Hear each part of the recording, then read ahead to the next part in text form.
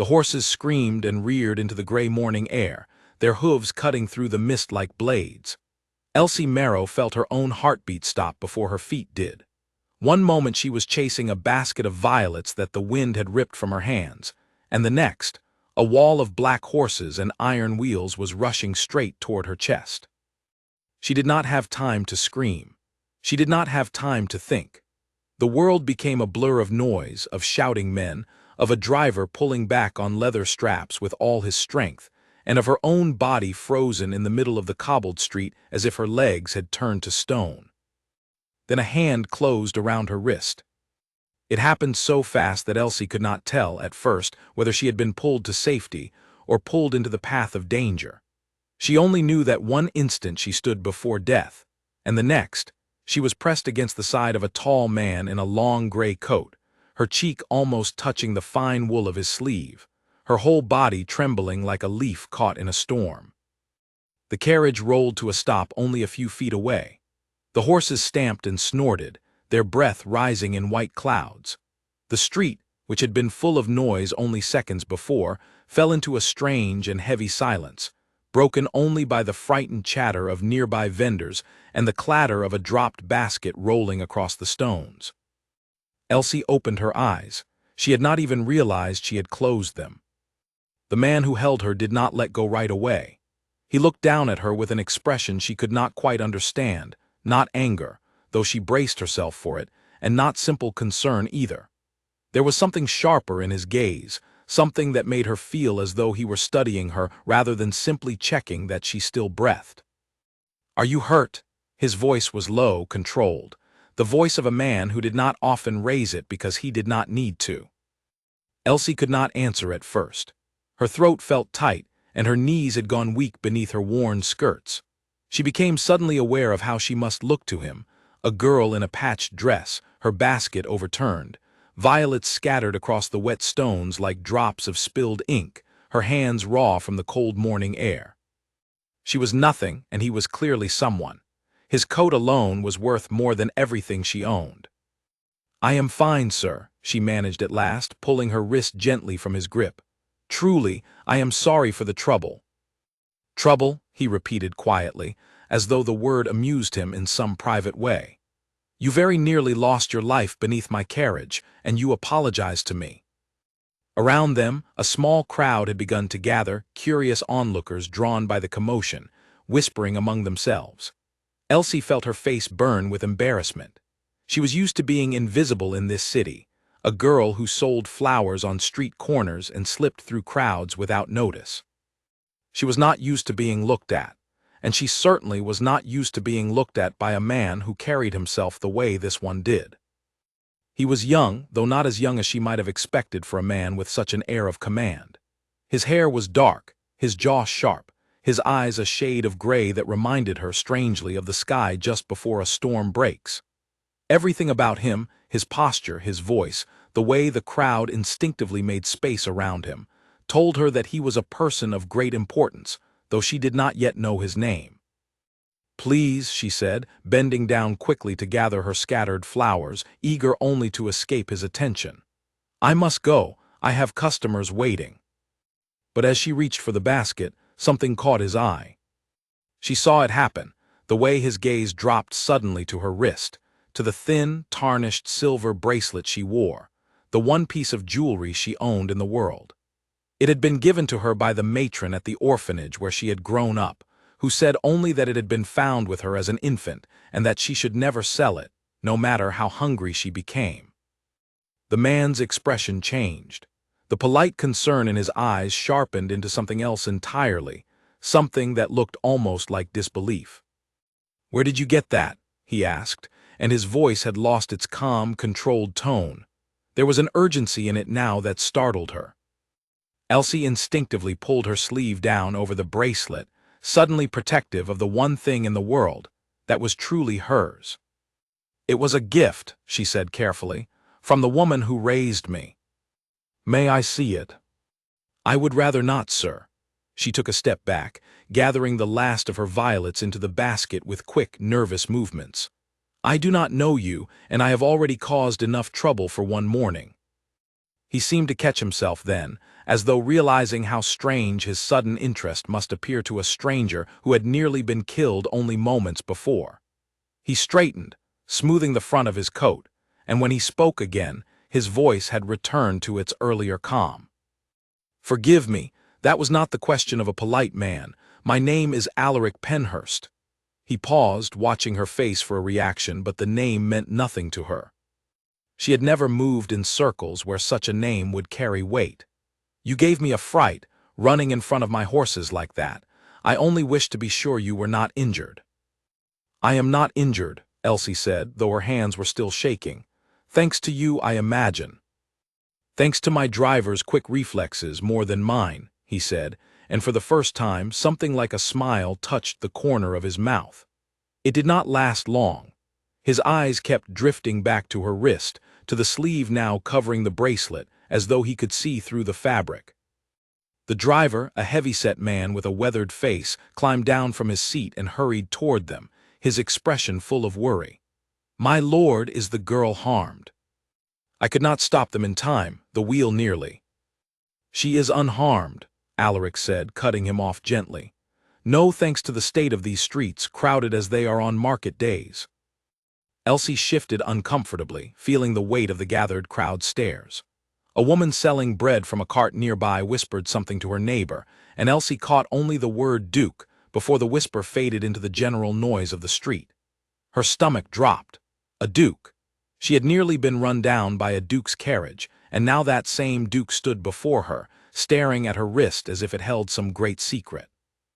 "I really must go, Your Grace," she said, using the title for the first time, testing how strange it felt on her tongue. "I have flowers to sell before the morning market closes." She expected him to let her leave. Men of his station did not concern themselves with flower girls once the danger had passed and their consciences were satisfied. But instead, he reached into his coat and withdrew a small leather purse, offering it to her. "For the fright I caused you," he said, "and for the flowers that were ruined." Elsie looked at the purse, and though hunger gnawed constantly at her stomach, and though she knew that even a few coins from that purse could feed her for a week, something proud and stubborn in her chest refused to take it. "I do not need charity, sir," she said, lifting her chin. "The flowers are not ruined, only a little wet, and I was the one who ran into the street. The fault was mine." She saw something flicker across his face then, surprise, she thought, and perhaps a touch of respect. It was clear he was not used to having his generosity refused. Most people, she imagined, took what a duke offered without question, grateful simply to have caught his attention for a moment. "You are a strange girl," he said, though not unkindly. "I am a busy one," she replied, and immediately regretted the sharpness in her voice. One did not speak to noblemen that way, not if one wished to avoid trouble. But he did not seem offended. If anything, the corner of his mouth twitched again, closer to a real smile this time. "Where do you live?" he asked. "I would like to know that you arrived home safely, given the morning you have had." "I do not think that is necessary, Your Grace." "Humor me," he said, and there was something in his tone that made it clear this was not truly a request, despite the polite phrasing. "I will have my driver take you, at the very least, so you need not walk with your basket through these crowded streets again today." Elsie hesitated. Every instinct told her to refuse, to slip away into the crowd the way she always did, unseen and unbothered. But there was something in the Duke's expression, an intensity that had nothing to do with pity or charity, that told her he would not simply forget about this encounter and move on with his day. He was looking at her as though she were a puzzle he intended to solve, and she did not yet understand why. "I sell my flowers near the chapel steps most mornings," she said finally, deciding it was easier to give him a small truth than to argue further in front of so many watching eyes. "I live at Gray Lane, above the bakery, with the other girls from St. Agnes." "The orphanage," he said quietly, more to himself than to her. "Yes." He nodded slowly, as though this answer confirmed something he had already begun to suspect. "Thank you, Miss Marrow." Elsie blinked. "I never gave you my name." "The baker's boy called it out earlier, when he saw you fall," Alaric said smoothly, though something in his eyes suggested there was more behind the answer than he was willing to share. A common enough name to overhear on a market morning. She did not entirely believe him, but she had no strength left to question a duke further. Her limbs still trembled from the fright of the near collision, and she wanted nothing more than to return to the quiet safety of her small routine, far from this man's searching gray eyes and the strange weight of his attention. "Good day, your grace," she said, and before he could offer any further objection, she turned and hurried away through the thinning crowd, her basket clutched tightly against her chest, the bracelet hidden once more beneath her sleeve. She did not look back. If she had, she would have seen the Duke of Penhurst standing perfectly still in the middle of the street, his driver forgotten beside him, his eyes fixed on the spot where she had disappeared into the crowd, his mind turning over and over the same impossible thought. He knew that bracelet. He had seen its twin once before, many years ago, clasped around the wrist of his sister on the last night he had ever seen her alive. He climbed back into his carriage in silence, his driver casting him uncertain glances but not daring to ask what troubled him. As the wheels began to turn once more, carrying him toward the grand house that awaited him on the edge of the city, Alaric Penhurst found that he could not stop thinking about the flower girl with the proud eyes and the tarnished silver bracelet, and the question that now consumed him entirely. Was it possible that the family he believed lost to him forever was not lost at all? He did not yet have the answer, but he intended to find it whatever the cost, and whatever secrets it might disturb along the way. For the first time in many years, the Duke of Penhurst felt something stir inside him that he had long believed dead, hope, fragile and dangerous, wrapped around the memory of a sister he had never stopped mourning. The carriage rolled on through the crowded streets, but his thoughts remained behind, fixed on a girl who sold flowers by the chapel steps, and had no idea that her simple silver bracelet might hold the key to a truth that would change both their lives forever. Alaric did not sleep that night. He sat in his study long after the household had gone quiet, a single candle burning low beside him, while he stared at a small portrait that had hung above his desk for 17 years. The woman in the painting had dark hair like his own, and eyes that held a kindness he had never quite managed to match in himself. Her name had been Rosalind, and she had been his younger sister, the only person in his family who had ever made him laugh without effort. He remembered the night she left as clearly as if it had happened only days ago. She had come to his room past midnight, her cloak already fastened, her face pale but determined. She told him she was leaving, that she could not stay and marry the man their father had chosen for her, that she had fallen in love with someone else entirely, and intended to build a life away from the rules that bound their family. He had begged her to stay, warned her of the shame it would bring, the anger their father would unleash. She had only touched his cheek, and told him that some things mattered more than pride. He never saw her again. Word came 8 months later that she had died somewhere in the countryside, of a fever, alone and unmarried, her child lost with her. Their father forbade anyone from speaking her name again, and within a year he too was gone, leaving Alaric to inherit a title he had never wanted, and a house that felt colder with every passing season.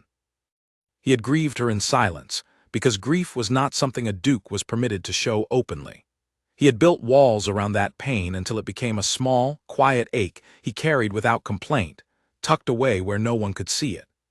Until this morning, when a flower girl nearly died beneath his carriage wheels and revealed, without knowing it, a bracelet identical to the one his sister had worn on the night she disappeared. It could be coincidence. He told himself this many times as the candle burned lower.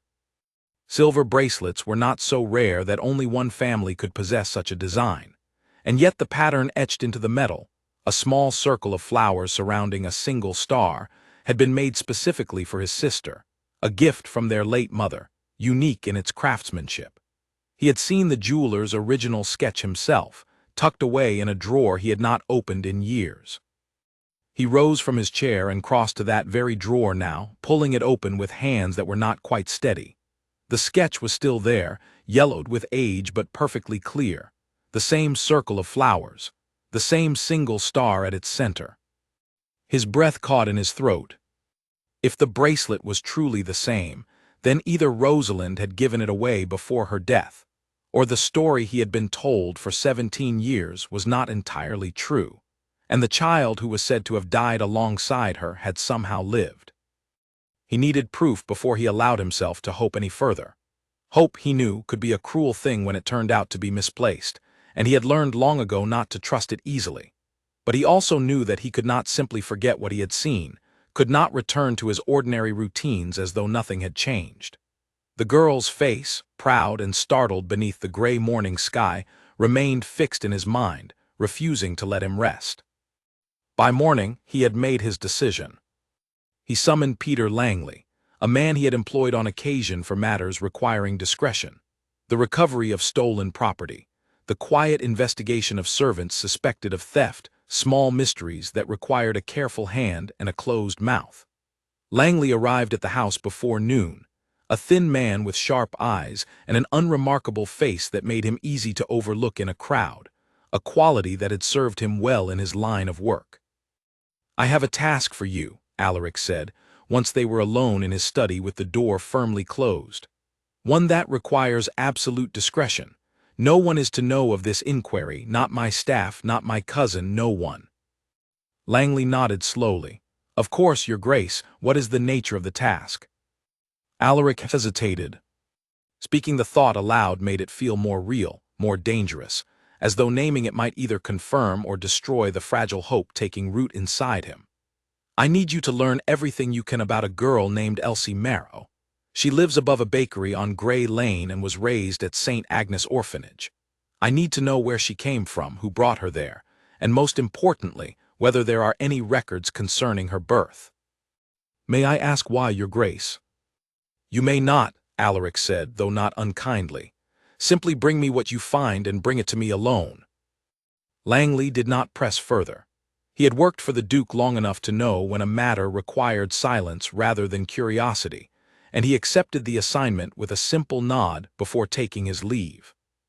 Left alone once more, Alaric found himself restless, unable to settle into his usual work. He thought of the girl's stubborn refusal of his money, the sharpness in her voice when she insisted the fault for the accident was her own rather than his driver's. There had been something familiar in that pride, in the way she lifted her chin even while trembling from fright.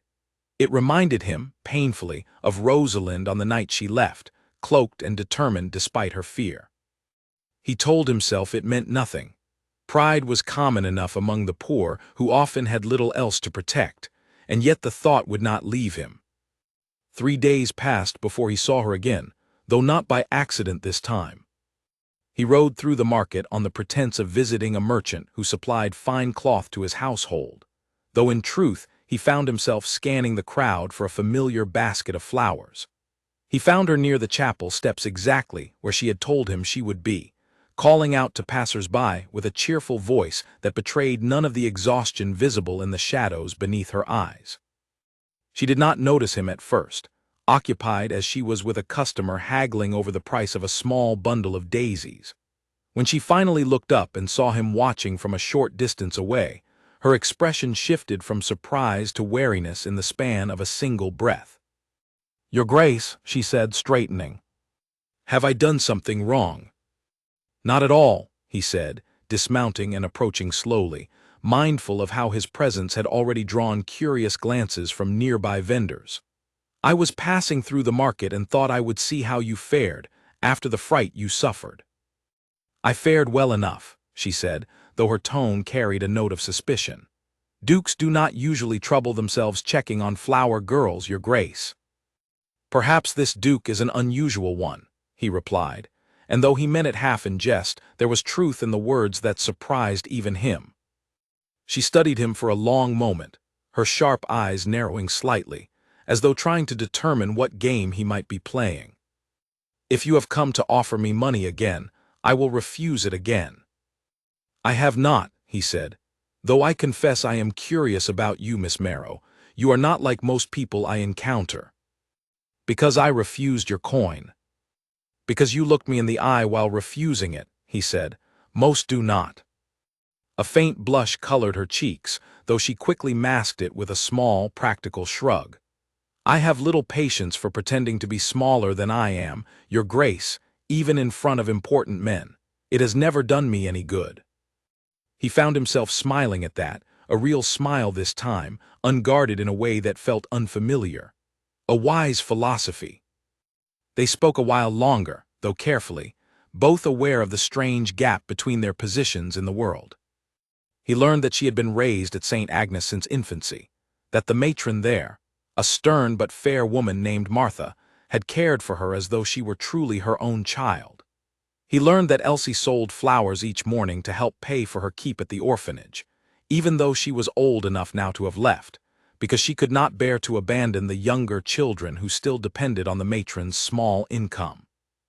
Every detail she shared made her feel less like a stranger, and more like someone whose fate had somehow become tangled with his own, though she remained entirely unaware of the reason behind his interest.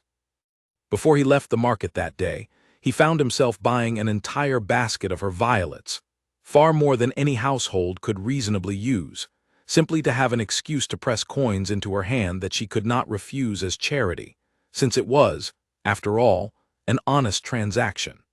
She seemed to sense the trick behind his generosity but said nothing, accepting the payment with a small, grudging nod of gratitude.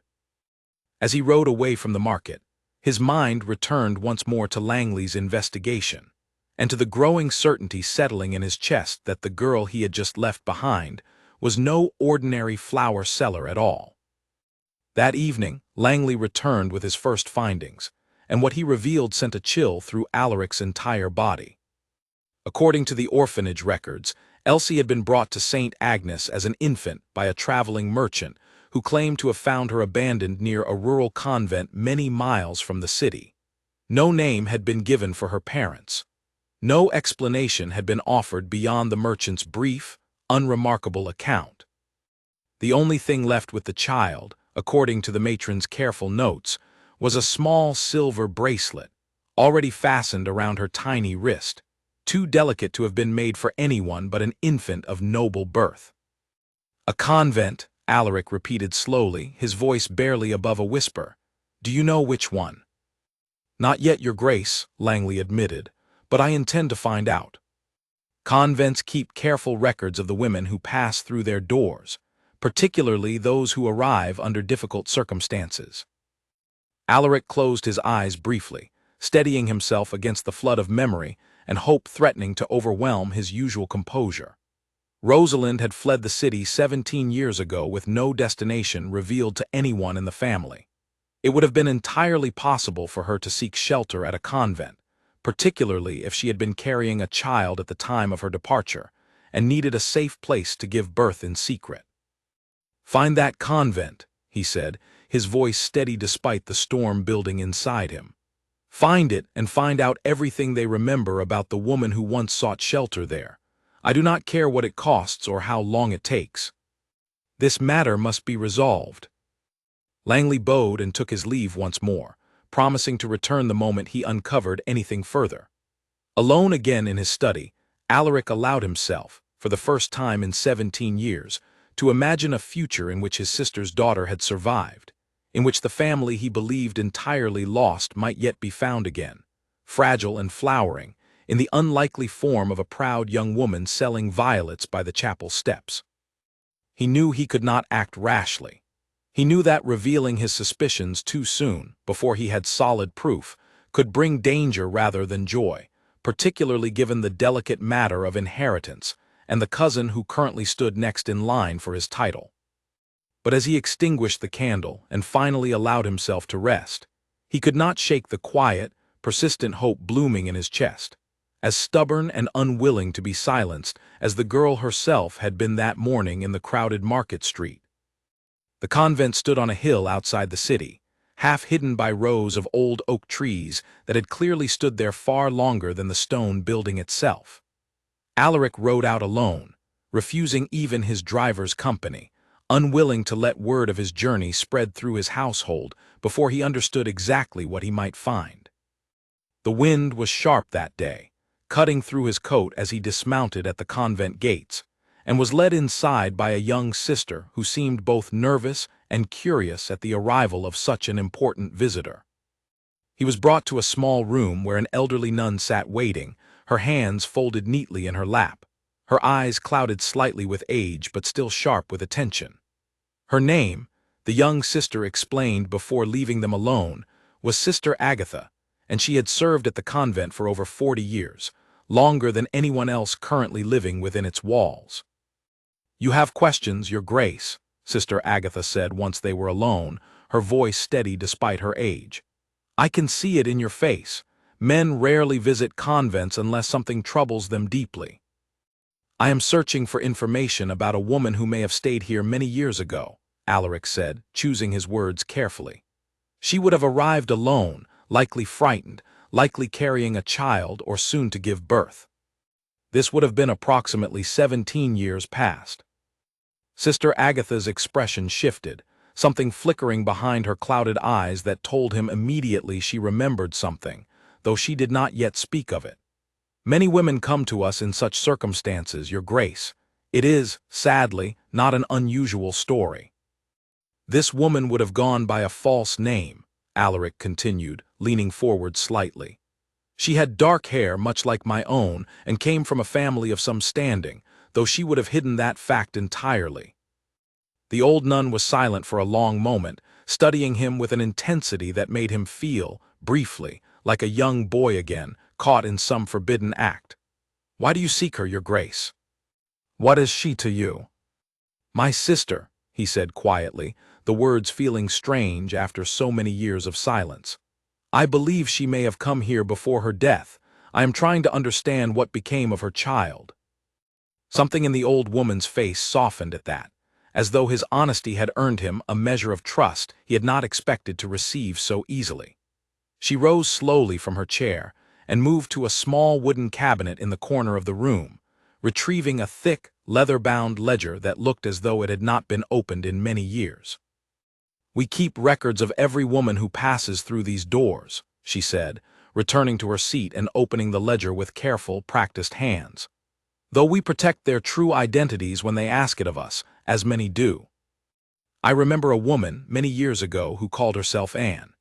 She arrived here in the depths of winter, exhausted and frightened, carrying very little beyond the clothes on her back and a small bundle of coins that told me she came from wealth, whatever her circumstances at the time." Alaric's heart began to pound. "Do you remember what became of her?" "She stayed with us through the spring," Sister Agatha continued, her finger tracing lines in the old ledger as she spoke. "She gave birth to a daughter here, a healthy child despite the mother's frail condition, but the birth took a terrible toll on her. She grew weaker in the weeks that followed, and though we did everything within our power to help her recover, she passed from this world before the summer arrived." Alaric closed his eyes briefly, the confirmation of his sister's death striking him with fresh grief even after 17 years of mourning. "And the child?" "The child survived," Sister Agatha said gently, watching his face carefully as she spoke. "Anne asked before she passed that her daughter be given a bracelet she had kept hidden throughout her time with us, a small silver piece she said belonged to the child's family, something to remember her by, should she never have the chance to explain her origins herself." "What happened to the child after that?" "We could not keep her here, Your Grace. This convent is not equipped to raise infants long-term, and it was our practice, in such circumstances, to place children with reputable orphanages within the city, where they might have a better chance at a stable life. I recall arranging for her transport myself, along with the bracelet her mother had left behind, fastened around her tiny wrist so that it would never be lost or misplaced during the journey." "Which orphanage?" Alaric asked, though he already suspected the answer, his voice barely steady. "St. Agnes," Sister Agatha said. "A fine institution, run by a capable woman named Martha, who I trusted completely to care for the child as her own." The room seemed to spin slightly around him. Everything Langley had uncovered, every fragment of information gathered so carefully over the past weeks, now clicked into place with a certainty that left him nearly breathless. Elsie Marrow was not simply a girl who happened to wear a similar bracelet by chance. She was his sister's daughter, his own blood, raised in poverty and ignorance of her true origins for 17 long years, while he mourned her as though she had never existed at all. "Do you have any record of the child's name?" he asked, his voice barely above a whisper. Sister Agatha turned another page in the ledger, her finger stopping on a faded line of careful handwriting. Anne asked that her daughter be given the name Eleanor, in honor of a grandmother she spoke of fondly, though I understand orphanages often assign their own names upon arrival, particularly when no family comes forward to claim the child formally. Eleanor. The name struck him with unexpected force, for it had indeed been their grandmother's name, a woman Rosalind had adored as a child, often speaking of her fondly even after her death. It was proof, if any more had been needed, that the child born in this quiet convent 17 years ago was truly his niece, whatever name she had grown up answering to in the years since. "Thank you, Sister Agatha," he said, rising from his chair with hands that trembled slightly despite his efforts to remain composed. "You cannot know what this information means to me."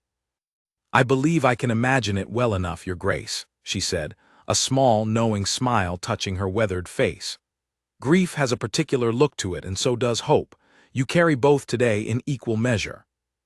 He thanked her again before taking his leave, riding back toward the city with his mind racing through possibilities he had not dared to consider fully until this moment.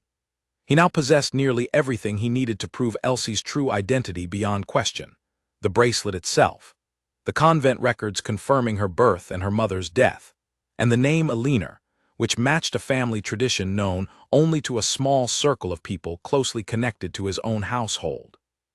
Yet even as hope bloomed brighter within him than it had in 17 years, a quieter, more cautious voice reminded him of the dangers such a revelation might bring. His cousin Reginald currently stood as heir to the dukedom, a position he had grown comfortable and confident in over recent years, believing that Alaric, unmarried and without children of his own, would eventually leave the title and its considerable wealth in his hands. The sudden appearance of a legitimate niece, born of Rosalind's blood, would upend those expectations entirely, and Alaric knew well enough that Reginald was not a man who accepted disappointment gracefully. He would need to proceed with great care, gathering every possible proof before revealing anything to Elsie herself, let alone to the wider world that would eventually need to accept her true place within the family. A hasty announcement, without sufficient evidence, could easily be challenged and dismissed, particularly by a cousin determined to protect his own interests by any means necessary. But there was also another concern weighing heavily on his mind as he rode home beneath the darkening evening sky. Elsie herself knew nothing of any of this. She believed herself simply an orphan, raised without family, without history, without any connection to nobility or wealth beyond the small silver bracelet she wore without understanding its true significance. How would she receive such news when it finally came?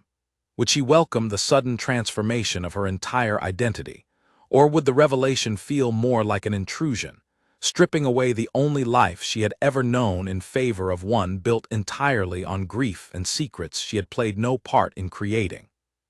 He did not yet have answers to these questions, but he resolved, as his horse carried him closer to home through the gathering darkness, that whatever happened next, he would handle the matter with the same care and respect that Elsie herself had shown him during their brief encounters in the crowded market streets. She had earned that much, at the very least, whatever her true bloodline turned out to be. As the lights of the city came into view ahead of him, Alaric found himself thinking not only of his lost sister, and the family he had believed gone forever, but also of the proud, sharp-eyed young woman who sold violets by the chapel steps, entirely unaware that her quiet, ordinary life was about to change beyond anything she could possibly imagine. Reginald Vane had always considered himself a patient man, though patience in his particular case was less a virtue and more a calculated strategy. He had waited years for his cousin Alaric to marry and produce an heir, and when no wife appeared and no children followed, he had allowed himself to believe, quietly and with growing confidence, that the dukedom would eventually pass to him. He had built his entire future around that expectation, borrowing against it more than once to fund a lifestyle that exceeded his current, more modest inheritance. So when he began noticing changes in his cousin's behavior, small but unmistakable shifts that suggested something significant was unfolding beneath the surface, his patience quickly gave way to suspicion. It started with the frequent absences. Alaric, who had always kept a predictable schedule, began disappearing for hours at a time without explanation, returning with a distracted air that suggested his mind was occupied elsewhere. Then came the private meetings with Peter Langley, a man Reginald recognized immediately as someone employed for discreet investigations, though he could not determine what matter required such careful handling. Reginald decided, after several weeks of quiet observation, that direct inquiry would serve him better than continued guessing. He approached one of the household servants, a young man named Colin who worked closely with the Duke's personal correspondence, and offered him a generous sum in exchange for information about his cousin's recent activities. Colin, though loyal to the Duke in most respects, found the offered payment difficult to refuse, given his mother's recent illness and the mounting costs of her care. He revealed, with visible reluctance, that the Duke had been visiting the poor quarter of the city with unusual frequency, and that he had recently traveled to a rural convent for reasons that remained unclear even to those closest to him. This information, though incomplete, was enough to set Reginald's mind racing through increasingly alarming possibilities. A convent suggested matters of birth, of hidden children, of secrets buried long ago that might now be resurfacing to threaten his own carefully constructed future.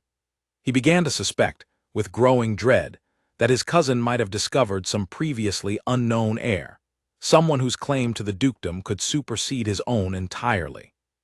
He decided to investigate further himself, employing his own resources rather than relying entirely on second-hand information gathered through bribed servants.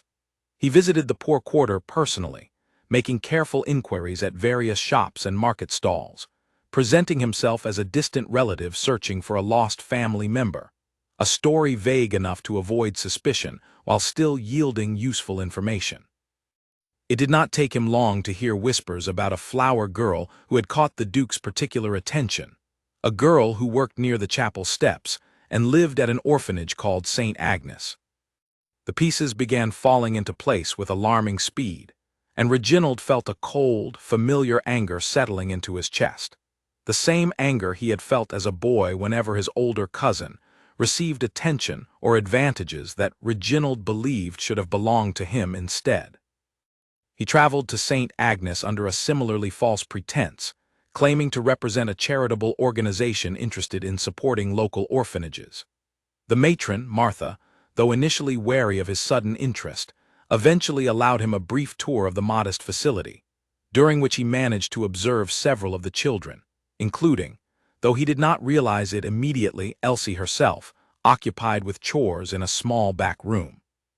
It was only later, when he bribed a clerk at the city record's office to search for any documentation connecting Elsie Marrow to a birth outside the city, that his suspicions solidified into something resembling certainty.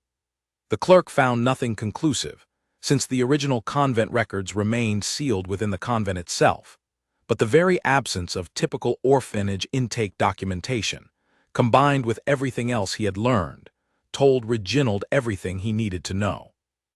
His cousin had found an heir, likely a child born to Rosalind before her death, and intended, quite clearly, to eventually reveal this discovery to the wider family and society at large. Once such an announcement was made, Reginald's own claim to the dukedom would effectively vanish, along with the financial security he had spent years building on the assumption of his eventual inheritance. He could not allow that to happen. Reginald began to consider his options carefully, turning the problem over in his mind during long, sleepless nights spent pacing the modest townhouse he currently occupied. He briefly considered confronting Alaric directly, appealing to whatever family loyalty might still exist between them, but he quickly dismissed the idea, knowing his cousin well enough to understand that such an appeal would fail entirely. Alaric had never been a man easily moved by emotional arguments, particularly when matters of duty and rightful inheritance were concerned. He considered, too, the possibility of discrediting the girl herself, spreading rumors about her character or her origins that might undermine any claim she eventually made to noble blood. This option held more promise, though it carried significant risk. If handled poorly, such rumors could easily be traced back to their source, and Reginald had no desire to be publicly exposed as the architect of a smear campaign against a supposedly innocent orphan girl. The most direct solution, though he initially resisted the thought with genuine discomfort, involved removing the threat entirely before it had the chance to fully materialize.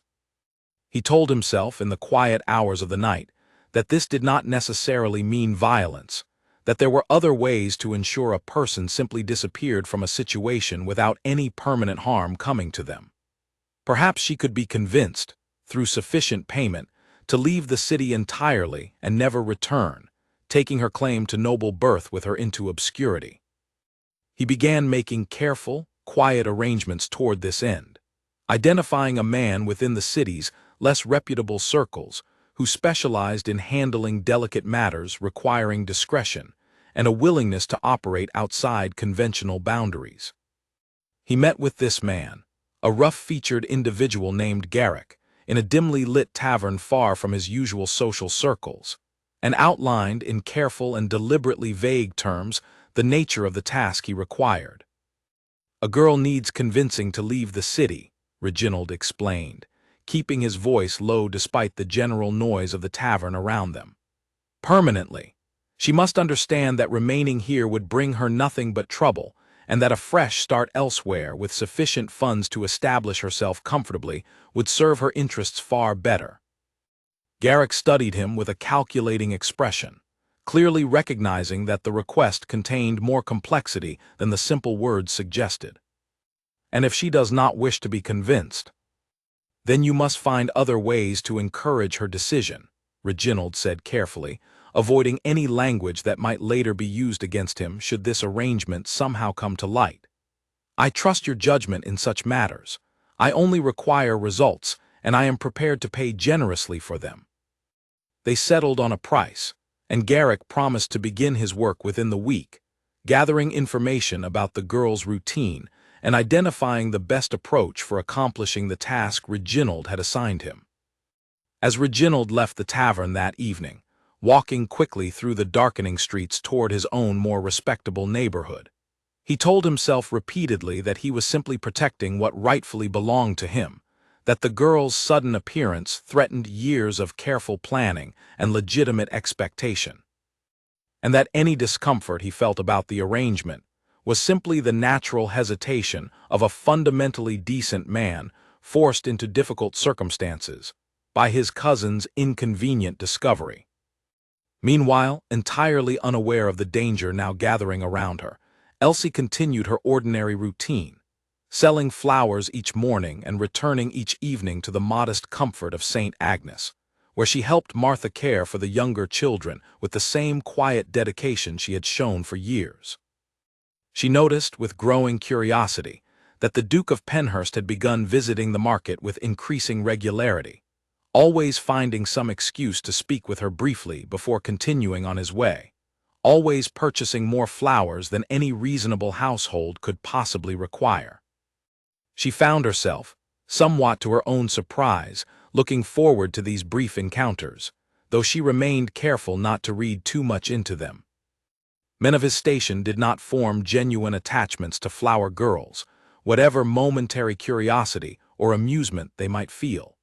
She told herself this firmly, repeatedly, even as she found herself dressing with slightly more care on mornings when she suspected he might appear, and even as she found herself disappointed on the rare days when he did not. Martha noticed the change in her too, though she said nothing directly, simply watching with quiet concern as Elsie's usual practical demeanor softened slightly around the edges whenever the Duke's name came up in conversation. She had raised enough children to recognize the early signs of an attachment forming, however carefully guarded, and she worried privately about what such an attachment might mean for a girl in Elsie's position, given the vast gulf that separated their respective stations in life. Neither Elsie nor Martha could have imagined the true reason behind the Duke's growing interest, nor the danger now quietly assembling itself in the shadows of the city, orchestrated by a cousin determined to protect his inheritance by whatever means necessary. The flower girl who had once simply sold violets by the chapel steps now found herself, without any awareness of the fact, standing at the center of a conflict that would soon threaten not only her newfound sense of hope, but her very safety. Weeks passed, and Alaric found himself increasingly torn between two competing instincts. Part of him wished to reveal the truth to Elsie immediately, to end the strange secrecy that had grown between them, and finally give her the family history she had been denied since birth. But another part of him, more cautious and more experienced in the ways that sudden wealth and status could unsettle a person's entire sense of self, urged patience, urged him to gather every remaining piece of proof before disrupting her life so completely. He decided, after much deliberation, to bring her closer to his household gradually, under a reasonable pretense that would not immediately reveal his true purpose. He arranged, through a conversation with Martha that appeared entirely innocent, for Elsie to be hired temporarily to help arrange flowers for an upcoming gathering at his estate, a task well within her existing skills, and one that would allow him to observe her more closely, while also giving her the opportunity to become gradually more comfortable within grander surroundings. Martha agreed readily enough, pleased at the prospect of additional income for the orphanage, and Elsie herself, though initially surprised by the unexpected offer, found herself curious rather than reluctant. She had never seen the inside of a nobleman's estate, and despite her practical nature, she could not entirely suppress a flutter of excitement at the prospect. On the appointed morning, she arrived at the grand house dressed in her best, though still modest, clothing, carrying a small bag of tools she used for arranging flowers. A servant led her through the impressive entrance hall, past portraits of stern-faced ancestors and elegant furniture that seemed almost too fine to actually be used, toward a large sitting room where Alaric waited, along with several arrangements of flowers already prepared for her attention. "Your Grace," she said, offering a polite curtsy that felt slightly awkward given her limited experience with such formalities, "I understand you require help with your flowers." "Indeed," he said, though his eyes lingered on her a moment longer than the simple greeting required. "I confess I know very little about such matters myself, and my household staff have expressed some uncertainty about achieving the particular effect I have in mind for an upcoming gathering." She set to work immediately, grateful for the familiar task that gave her hands something useful to do amid the unfamiliar grandeur surrounding her.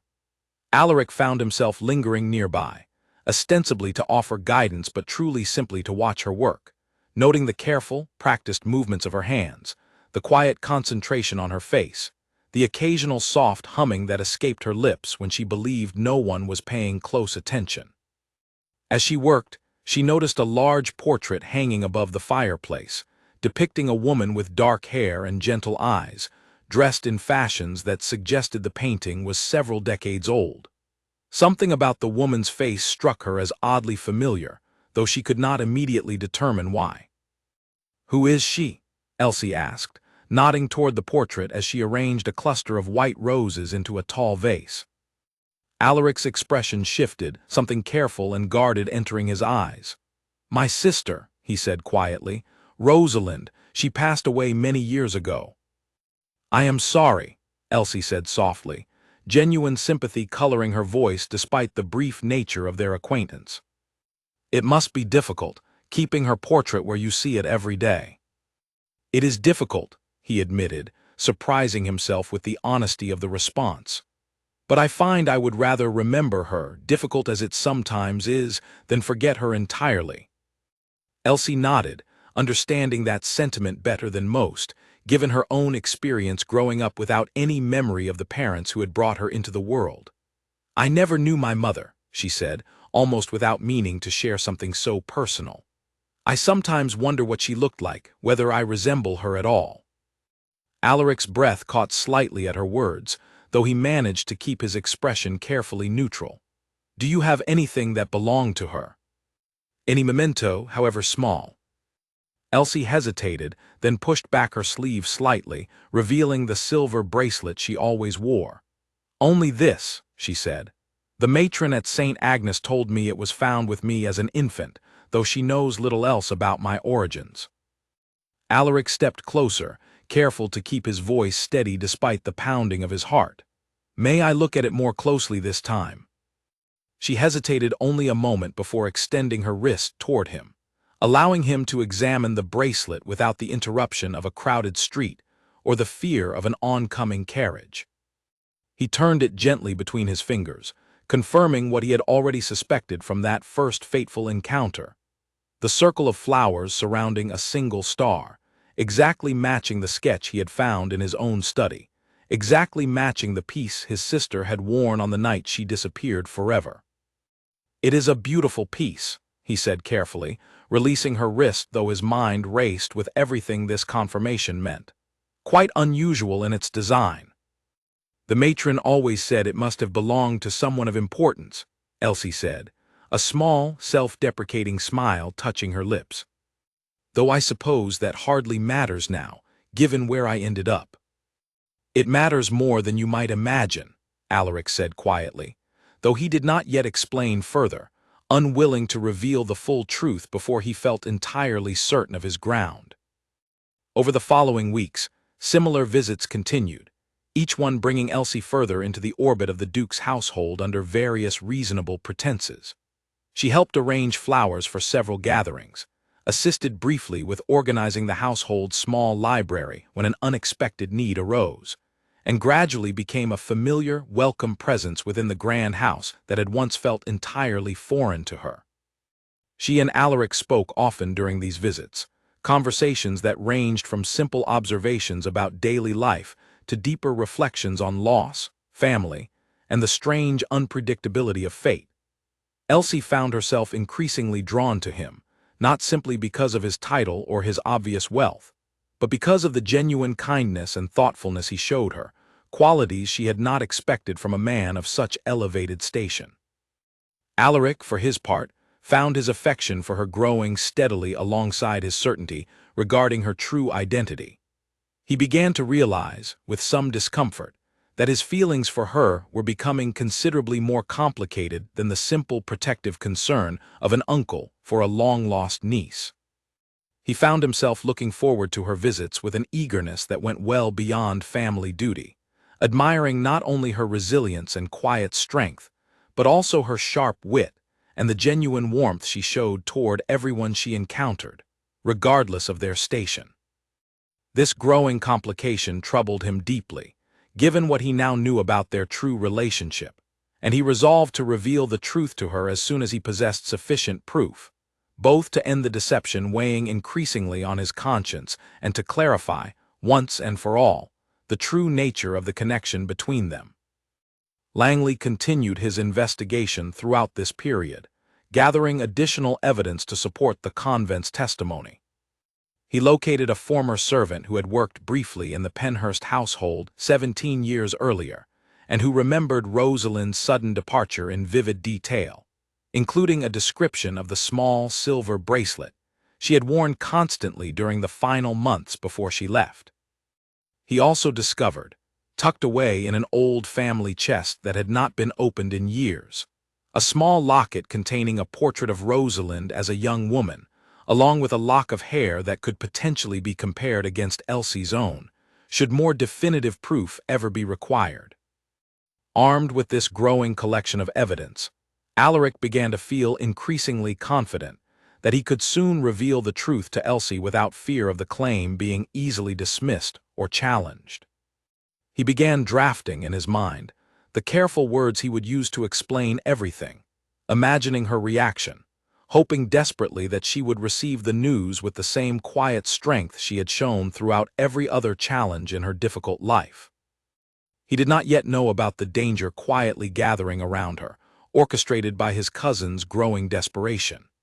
Garrick had begun his surveillance several weeks earlier, observing Elsie's daily routine with careful attention, noting her habits, her regular paths through the city, the times when she walked alone and unprotected between the market and the orphanage.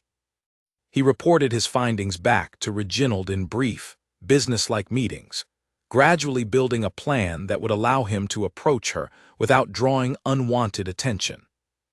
Reginald, increasingly anxious as the weeks passed, and his cousin's visits to the poor quarter continued unabated, pressed Garrick for faster results, his patience wearing thin as he imagined his entire future slipping away with each passing day that the girl remained a threat to his inheritance.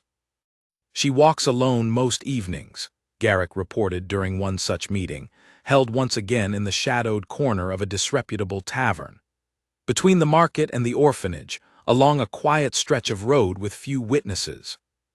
It would be a simple matter to approach her there, offer whatever persuasion proves necessary." "Then do it soon," Reginald said, his voice tight with barely controlled urgency. "I cannot afford further delays.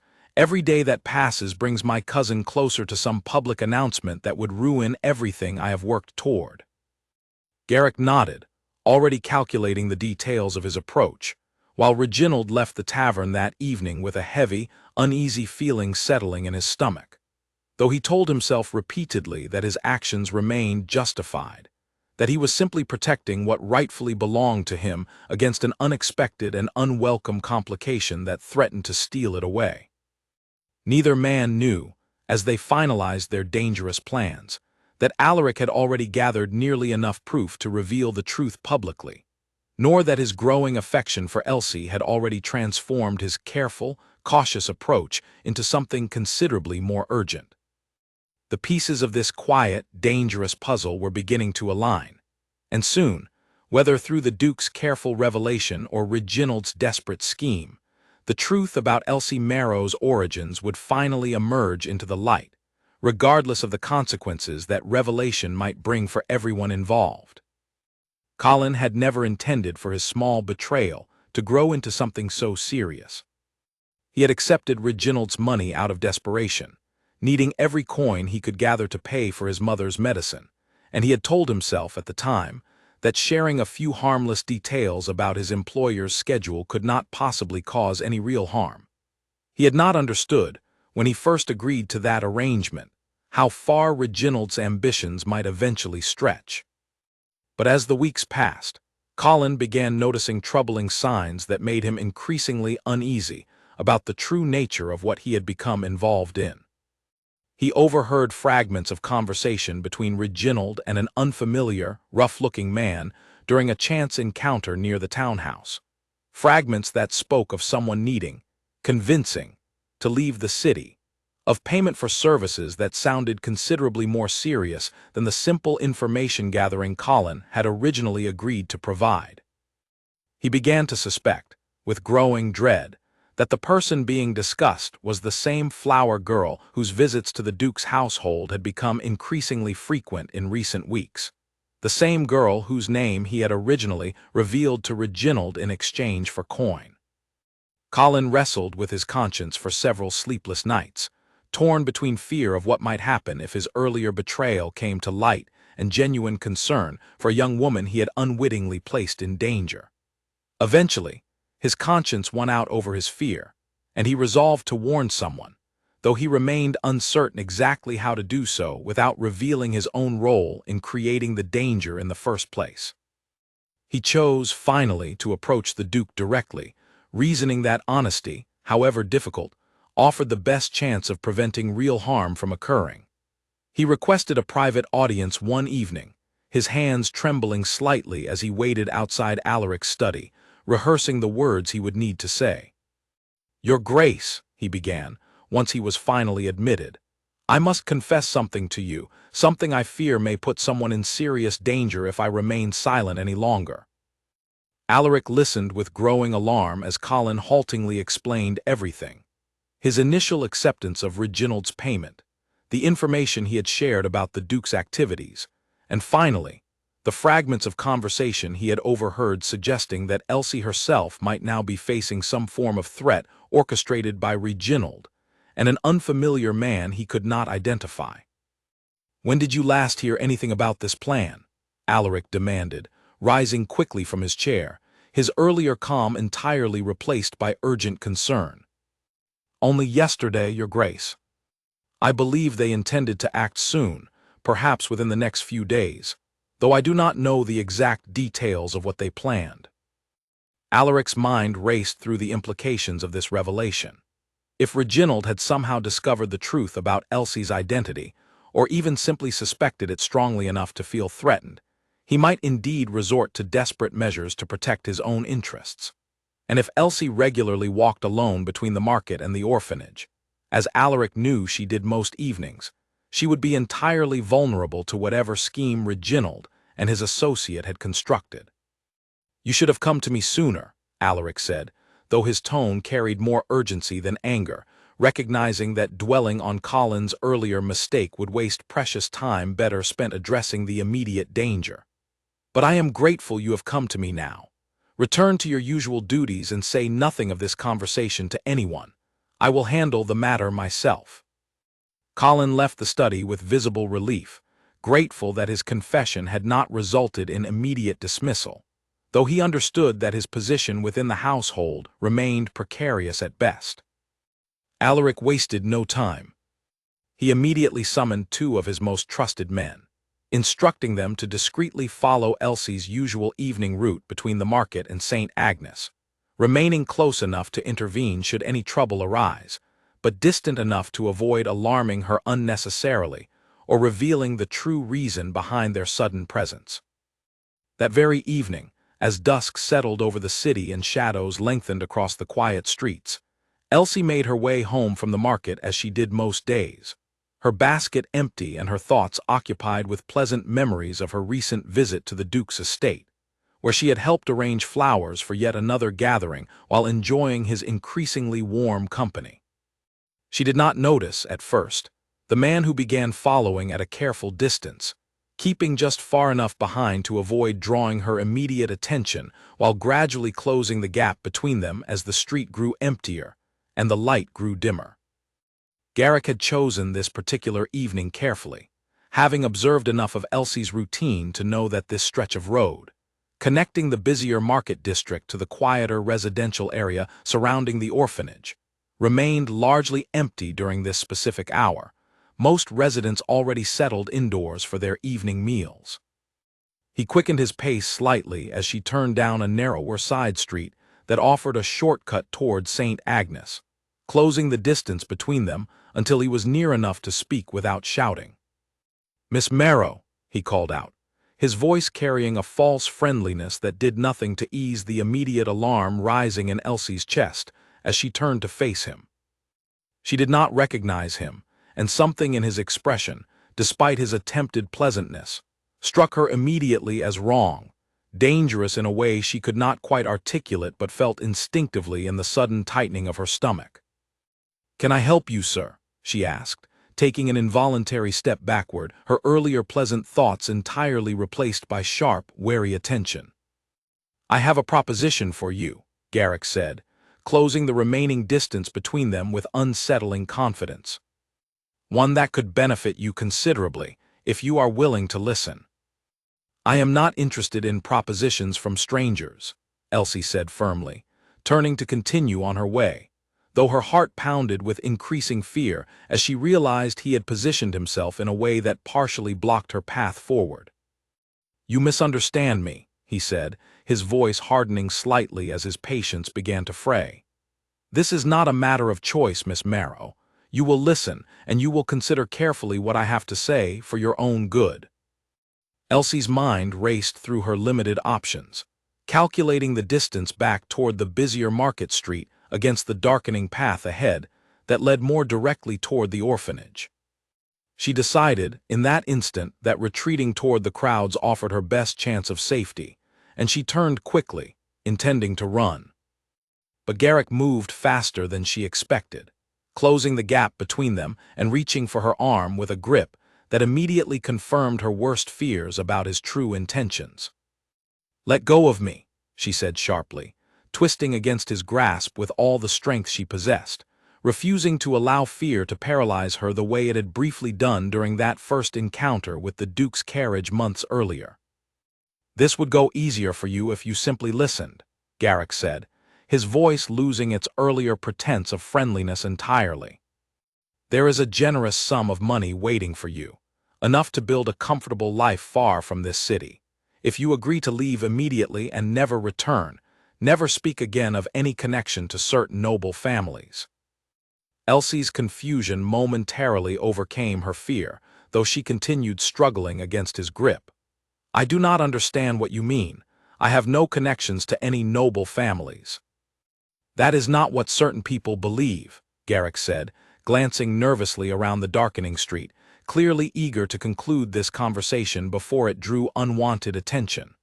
"Regardless, my instructions are clear. You will leave this city, or matters will become considerably more unpleasant for you." Just as his grip tightened further, and Elsie prepared to scream despite the emptiness of the surrounding street, two figures emerged suddenly from the shadows of a nearby alley, moving with swift, purposeful urgency that immediately altered the entire situation. Alaric's men had followed closely enough to witness the confrontation developing, and they wasted no time intervening, one of them pulling Garrick roughly away from Elsie while the other positioned himself protectively between her and any further threat.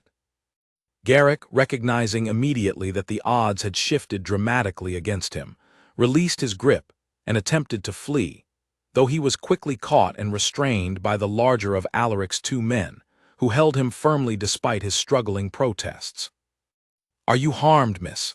the other man asked, turning his attention immediately to Elsie, who stood trembling but otherwise unhurt, her earlier fear now giving way to bewildered relief. "I am unharmed," she managed, though her voice shook considerably. "Thank you. I do not understand what just happened or why that man approached me." "The Duke will explain everything," the man said gently. "He asked us to watch over you this evening out of concern for your safety." It seems his concern was well-founded. Elsie's mind reeled with confusion and lingering fear as she processed everything that had just occurred. Someone had clearly been planning to threaten her, to force her from the city entirely, though she could not understand what connection to noble families the man had been referring to, nor why anyone would consider her important enough to warrant such an elaborate, frightening scheme. She was escorted safely back to St. Agnes, where Martha's initial relief at seeing her unharmed quickly gave way to alarm upon hearing even the brief details Elsie could offer about the frightening encounter. Word was sent immediately to the Duke, informing him that Elsie remained safe, though clearly shaken by everything that had transpired.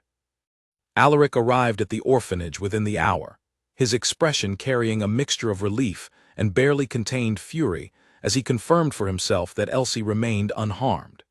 He found her sitting quietly in Martha's small parlor, wrapped in a blanket despite the mild evening temperature, her hands still trembling slightly around a cup of tea she had not yet managed to drink.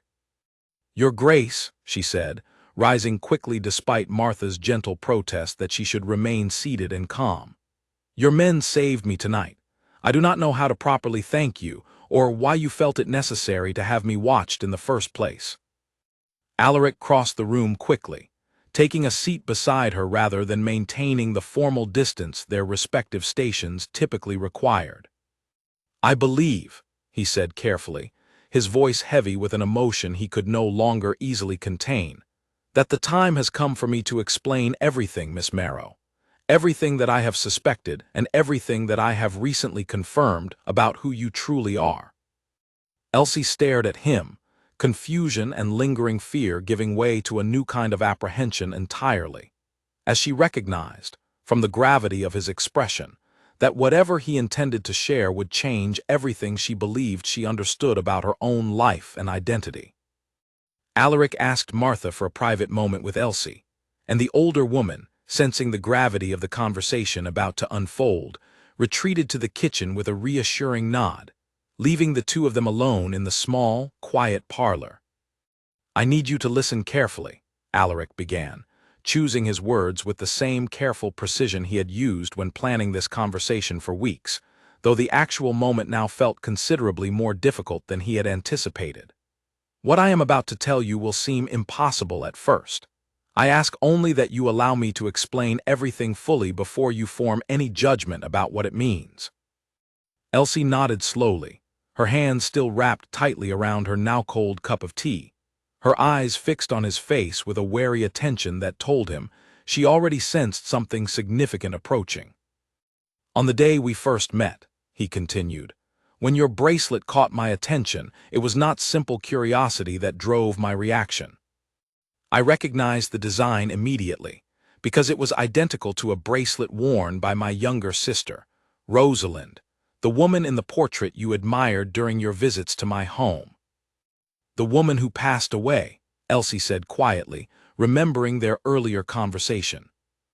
"Yes, Rosalind left our family home 17 years ago, under circumstances our father considered scandalous enough that he forbade anyone from speaking her name again. She had fallen in love with someone unsuitable, someone our family would never have approved, and rather than accept the marriage arranged for her, she chose to leave everything behind and build a life of her own choosing." Elsie remained silent, listening intently, though her mind had already begun racing ahead toward conclusions she did not yet dare voice aloud. "We received word, months after her departure, that she had died of a fever, alone, and that the child she had been carrying died alongside her. I mourned her for 17 years, believing that entire branch of my family had been lost forever." He paused, meeting her eyes directly. "Until the morning your bracelet caught my attention, and I began to wonder whether the story I had been told was entirely accurate." "You believe," Elsie said slowly, her voice barely above a whisper, "that I am somehow connected to your sister." "I do not merely believe it," Alaric said gently. "I have confirmed it through careful investigation over these past weeks. Your bracelet was made specifically for Rosalind, a gift from our mother, unique in its design.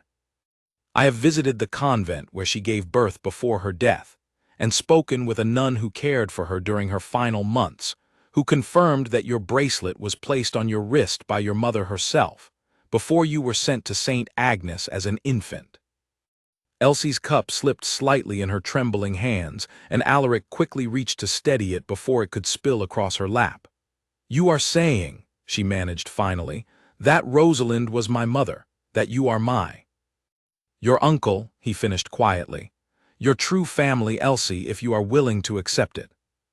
The silence that followed stretched long and heavy between them, filled with the weight of everything Elsie now had to reconsider about her entire understanding of herself.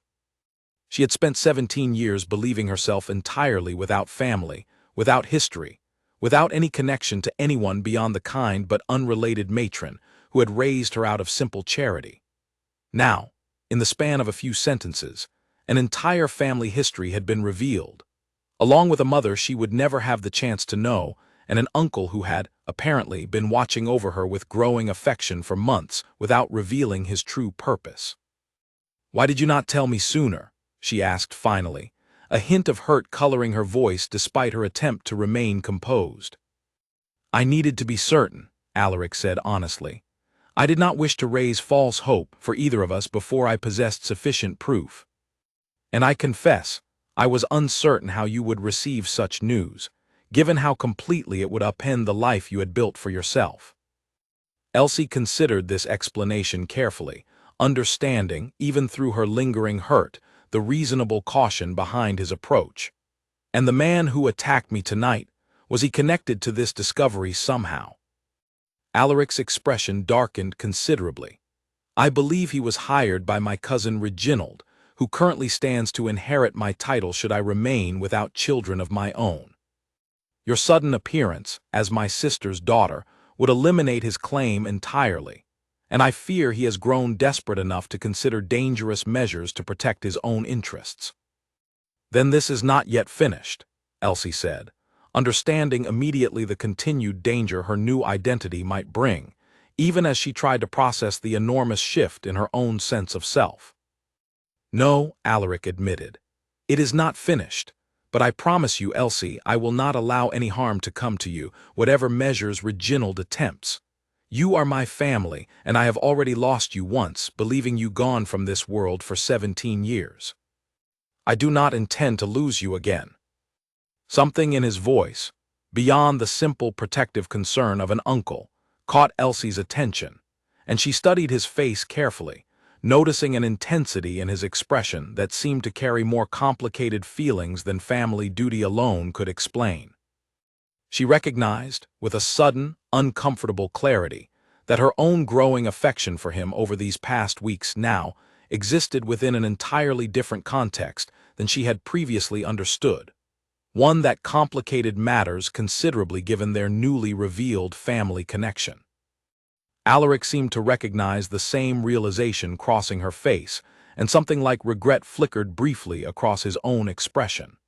"I understand this changes many things between us," he said carefully, "including, perhaps, certain feelings that had begun to develop before either of us understood our true relationship." Elsie flushed slightly, though she did not deny the implication behind his careful words. "It does complicate matters considerably," she agreed softly. "Whatever complications exist," Alaric said, rising from his seat and moving toward the window, giving them both a moment to process the shift in their understanding. "My primary concern remains your safety and your rightful place within our family. The rest we can address in time, once the immediate danger has passed and you have had sufficient opportunity to adjust to everything this discovery means for your future." Elsie nodded slowly, grateful for his patience even amid her own swirling confusion. "What happens now?" "Now," Alaric said, turning back to face her with renewed determination, "I intend to gather every remaining piece of evidence necessary to present your true identity publicly, in a manner that cannot be easily challenged or dismissed. I have the convent records, testimony from the sister who cared for your mother, the bracelet itself, and a locket containing a portrait that I believe will confirm your resemblance to Rosalind beyond any reasonable doubt. And your cousin, what will he do once he understands that his scheme tonight has failed?" Alaric's expression grew grave. "I do not know precisely what Reginald will attempt next, but I suspect he will not simply accept defeat quietly. We must proceed carefully, and I intend to ensure your safety remains protected at every step until this matter is resolved entirely." That very night, as Elsie struggled to process the enormous revelations that had transformed her entire understanding of herself, Reginald received word from an anxious associate that Garrick had been captured during his attempted approach, and that the Duke's men had clearly been watching Elsie's movements in anticipation of exactly such a threat. The news struck him with immediate, cold panic.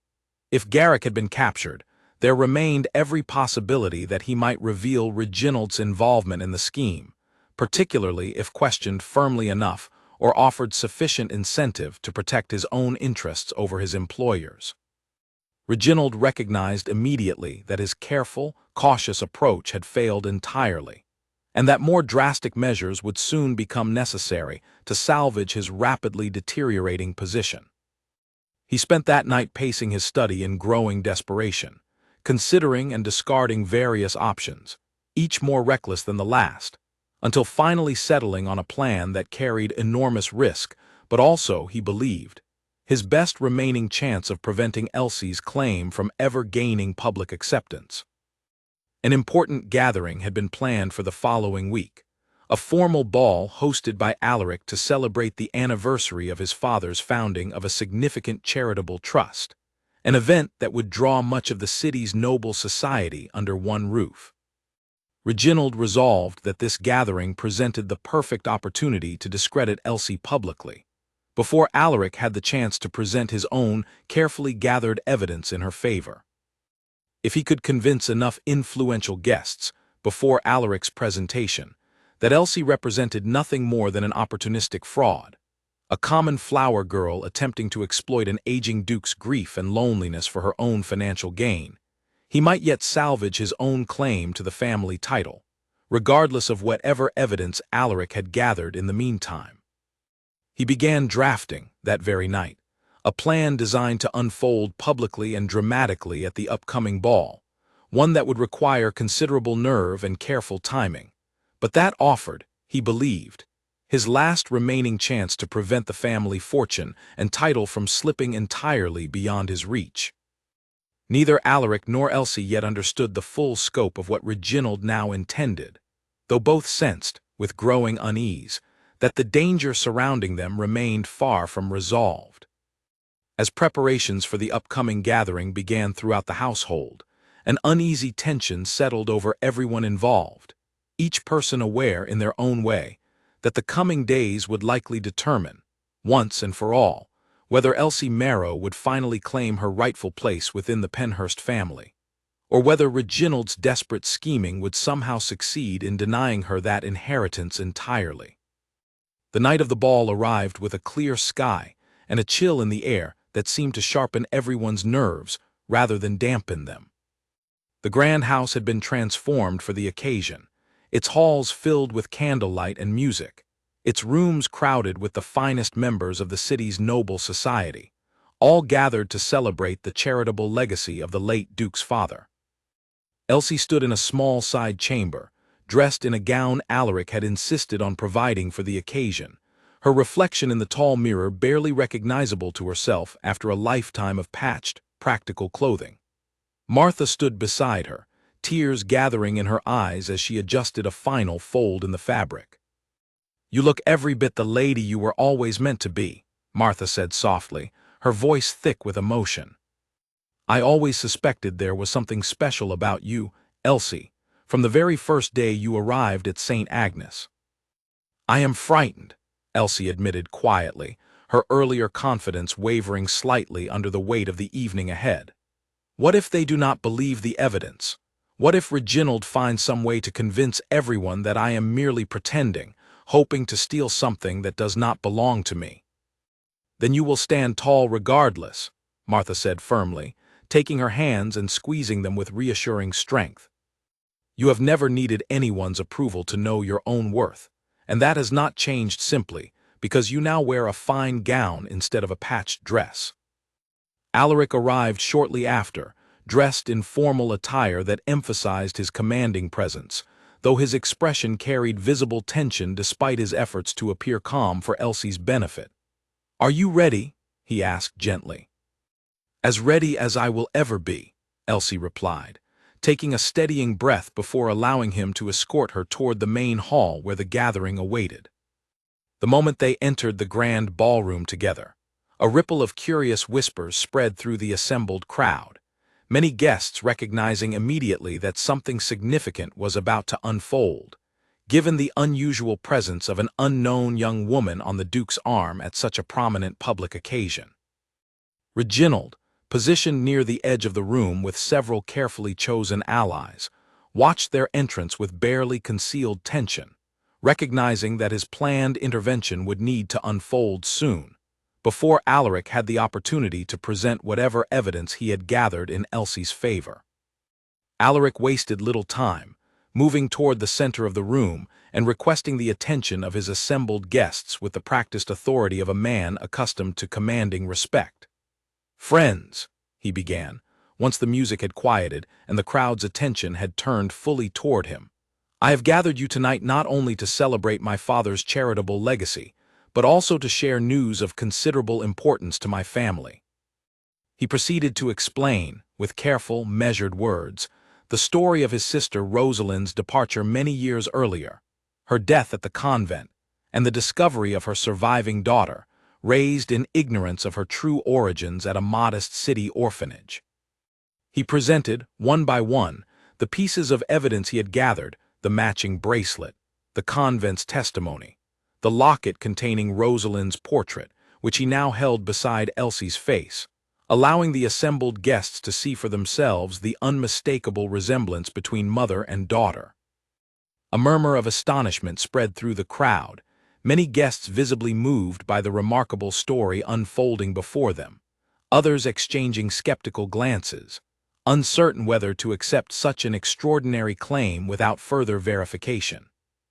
It was at this moment that Reginald finally stepped forward, his carefully prepared words spilling out with rehearsed confidence, despite the nervous energy visible beneath his composed exterior. "Forgive my interruption, cousin," he said loudly enough for the entire room to hear, "but I feel compelled to raise certain concerns about this remarkable story, for the sake of protecting our family's reputation from potential exploitation."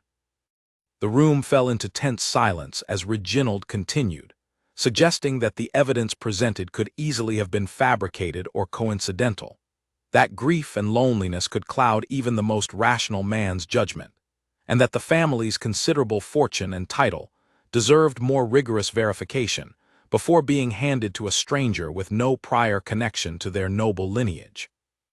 Alaric's expression hardened as his cousin spoke, though he allowed him to finish entirely before responding with calm, controlled precision. "I understand your concerns, Reginald, given how directly this discovery affects your own expectations regarding inheritance. Perhaps you would care to explain, then, why a man in your employ recently attempted to threat and forcibly remove Miss Marrow from this city, using considerable payment to convince her to abandon any claim to our family name."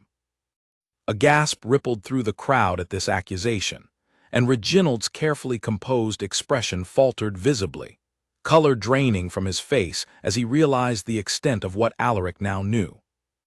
"I have no knowledge of any such scheme," Reginald protested, though his voice carried considerably less confidence than before.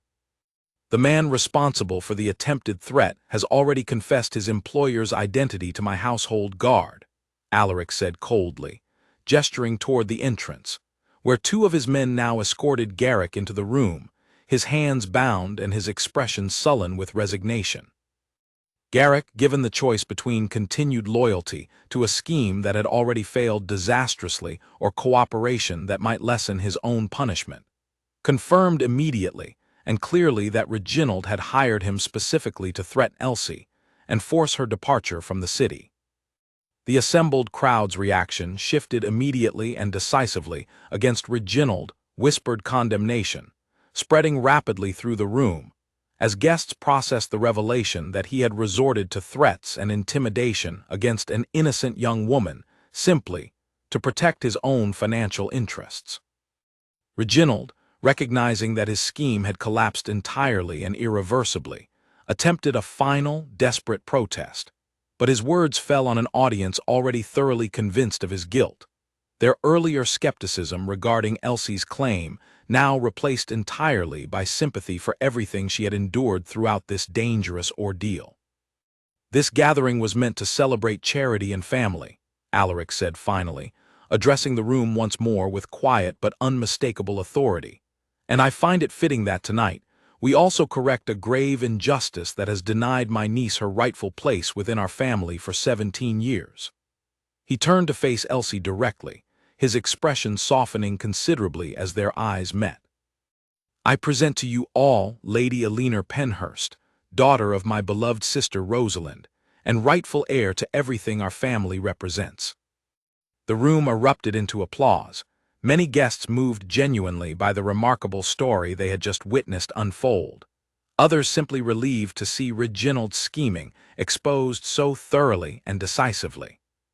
Elsie, still adjusting to the sound of her true given name spoken publicly for the first time, felt tears gathering in her eyes as she looked out at the assembled crowd, hardly able to believe the transformation her life had undergone in the span of a single evening. Reginald was quietly escorted from the gathering shortly afterward, his reputation thoroughly destroyed, and his legal position regarding any further claim to the family inheritance rendered entirely hopeless given the evidence of his scheming now known throughout the city's noble circles. He would face considerable consequences for his actions, though the exact nature of his punishment would be determined through proper legal proceedings in the days that followed. As the celebration continued around them, Alaric found a quiet moment to speak with Elsie privately, drawing her toward a secluded corner of the terrace overlooking the moonlit gardens below. "How do you feel," he asked gently, "now that everything has finally been revealed?" "Overwhelmed," Elsie admitted honestly, though a genuine smile now touched her lips despite the exhausting events of the evening. "But also, for the first time in my life, entirely certain of who I am and where I belong." "And what of the complications we discussed previously?" Alaric asked carefully, "regarding certain feelings that had developed between us before we understood our true relationship." Elsie considered this question thoughtfully before responding. "I have thought about that a great deal these past days," she said honestly. I believe, given everything that has happened, that what exists between us deserves careful consideration rather than hasty judgment, in either direction. Perhaps, in time, we might discover what form our relationship should properly take, now that the truth stands fully revealed between us. Alaric nodded, accepting her thoughtful answer with the same patience that had characterized his approach throughout this entire remarkable journey. Whatever form that relationship eventually takes, he said quietly, I am simply grateful, beyond anything I can properly express, that you are alive, and that fate saw fit to place you directly in my path, however alarming that first encounter happened to be. Elsie laughed softly at the memory, the fear of that first frightening morning now transformed into something considerably more meaningful in hindsight. I suppose I should thank your carriage horses, then, for their poor timing. Or perhaps, Alaric said, a genuine smile finally breaking through his earlier tension, we should simply thank whatever fortune guided you into that street on that particular morning, wearing a bracelet that would ultimately reveal a truth neither of us could have imagined. They stood together quietly for a while longer, watching the moonlight play across the garden below, both finally allowing themselves to feel the full weight of relief and hope after everything they had endured together. The danger had passed, the truth had been revealed, and Elsie Marrow, now known properly as Lady Eleanor Penhurst, finally stood in her rightful place within the family she had never known she possessed. Her simple silver bracelet, once dismissed as an insignificant trinket from an unknown past, having ultimately revealed a truth more remarkable than either of them could have possibly imagined on that fateful, rain-soaked morning, when a flower girl's basket first tumbled into the path of a duke's carriage. In the months that followed, Eleanor Penhurst settled gradually into her new life, though she never entirely lost the practical, grounded nature that had carried her through so many difficult years at St. Agnes. She insisted, despite gentle protests from various members of noble society who considered such continued involvement beneath her new station, on visiting the orphanage regularly, bringing gifts for the younger children, and ensuring that Martha received sufficient funds to keep the modest institution running comfortably for years to come. Colin, whose earlier confession had ultimately helped save Eleanor from serious harm, remained in the Duke's household, his earlier lapse forgiven given his eventual courage in coming forward. His mother's health improved considerably once proper medical care became available, funded quietly through Eleanor's own gratitude for his crucial warning. Reginald's legal proceedings concluded with considerable consequences for his scheming, his reputation and financial standing both severely damaged by the public exposure of his desperate attempt to protect an inheritance that had never truly belonged to him. He eventually left the city entirely, seeking to rebuild his life somewhere his disgrace remained unknown, though few among the noble society who had witnessed his downfall felt much sympathy for his diminished circumstances. Eleanor and Alaric continued navigating the complicated feelings that had developed between them before either understood their true family connection, ultimately determining, through careful conversation and mutual respect, that their relationship would remain firmly rooted in the close family bond now properly established between them, with Alaric serving as a devoted guardian and guide, as Eleanor gradually adjusted to the considerable responsibilities and opportunities that came with her newfound title.